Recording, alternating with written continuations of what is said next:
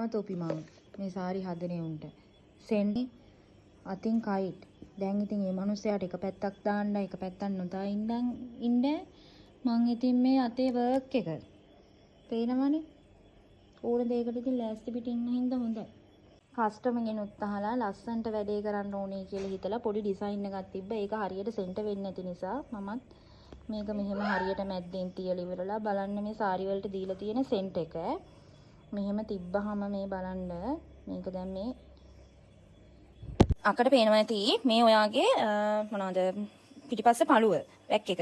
එතකොට මේ ඔයාගේ දීලා තියෙන කරේ උසයි මේ ඔක්කොමත් එක්කලා ඔයාට අවශ්‍ය මෙෂර්මන්ට් එකට තමයි මේ කැපිලා තියෙන්නේ. එතකොට ඒක තිබ්බහම අක්කේ මේ බලන්නකෝ ඔයාගේ කරපල්ල තුනක් තියෙනවා. තුනම ආරක් තියෙනවා. ඒකත් එක්කලා තමයි ගන්න ඕනේ. ඉතින් එහාට මුකුත් කරන්න විදිහක් නැහැ මට. මේ ටික යනවා. ඒ ටික ගිහාම ඕම් බලන්න මම ඒක ඇඳලා පෙන්නන්නම්. ඒ ටික ගිහාම පිටිපස්සෙන්